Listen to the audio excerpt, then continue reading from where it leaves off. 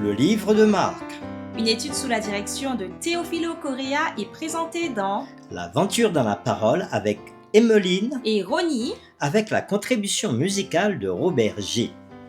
Nous sommes enchantés de vous souhaiter la bienvenue en vous accueillant sur votre chaîne pour les réflexions de cette semaine. Que Jésus-Christ soit notre guide. Que le Saint-Esprit nous instruise et nous rende forts alors que nous nous arrêtons sur ce grand thème tout au long de ce trimestre.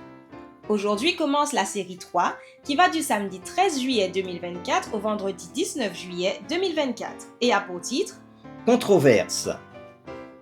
Les lectures de la semaine concernent les chapitres suivants. Marc 2, versets 1 à 3 et verset 6. Michée 6, versets 6 à 8. 1 Samuel 21, versets 1 à 6. Marc 3, versets 20 à 35. Luc 12, verset 53 et Luc 14, verset 26.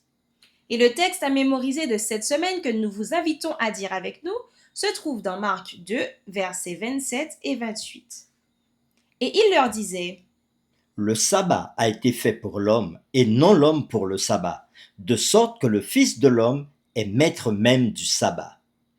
Nous vous invitons à le redire avec nous. Marc chapitre 2, versets 27 et 28. Et il leur disait : Le sabbat a été fait pour l'homme et non l'homme pour le sabbat, de sorte que le Fils de l'homme est maître même du sabbat.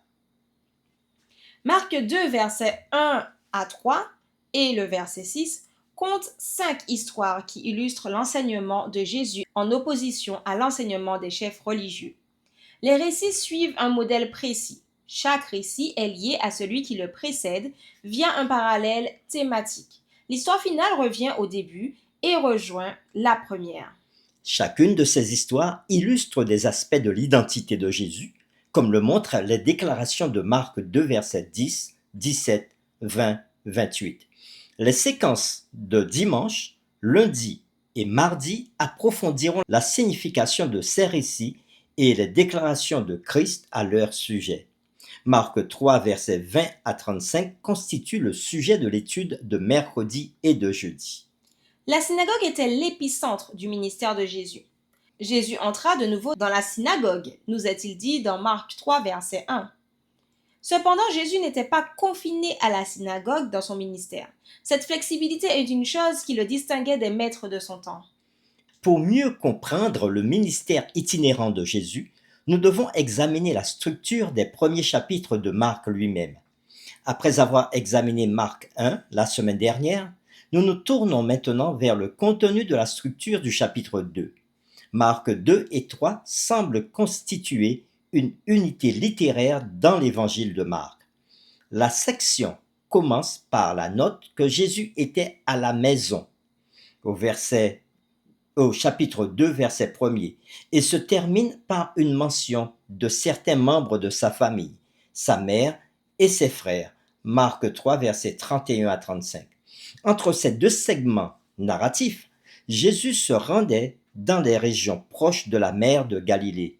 Il se rendit dans un poste de péage, Marc 2, verset 14, puis dans la maison de Lévi, Marc 2, verset 15. Ensuite, Jésus se rendit dans les champs de blé, Marc 2, verset 23, et entra dans la synagogue, Marc 3, verset 1er. Puis, il se retira avec ses disciples vers la mer, Marc 3, verset 7, et entra plus tard dans une autre maison, Marc 3, verset 19.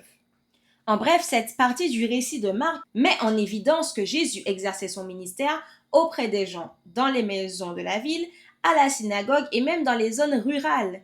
De cette façon, nous voyons que Jésus avait servi le peuple. Son ministère était à la fois urbain et rural dans sa région. Nous verrons également un exemple de procédé littéraire employé par l'évangéliste qu'on appelle enchâssement ou récit en sandwich. Ce modèle narratif apparaît au moins 6 fois dans Marc, à chaque fois sous l'angle d'un aspect important de la nature de Jésus et de son rôle en tant que Messie ou de la nature du discipulat. Cette semaine, nous étudierons plusieurs récits concernant Jésus et nous verrons ce que nous pouvons en apprendre.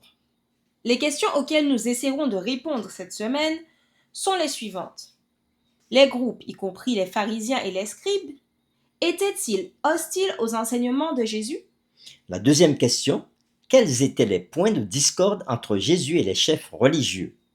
Et c'est avec les séquences suivantes que nous le ferons.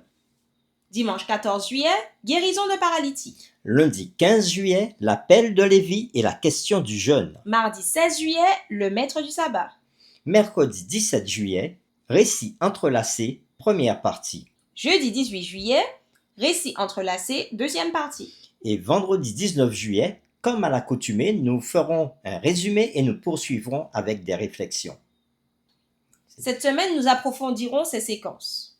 Que Dieu nous éclaire alors que nous partagerons l'étude de cette nouvelle semaine, que cette étude renforce notre amour pour Dieu et son Fils Jésus-Christ. Nous vous invitons à prier avec nous. Père éternel, nous voulons te remercier pour cette nouvelle semaine d'études que tu nous donnes. Et tu nous permets de commencer maintenant une deuxième partie du livre de Marc. Nous voulons parler du 2e chapitre et du 3e chapitre. Nous voulons que tu nous enseignes, que tu nous ouvres l'esprit pour que ta parole soit imprégnée à nos cœurs et qu'ainsi nous puissions mieux comprendre qui était Jésus et avoir un amour indéfectible pour lui. Merci de nous accompagner dans notre étude de la semaine. Nous t'avons prié au nom de Jésus. Amen.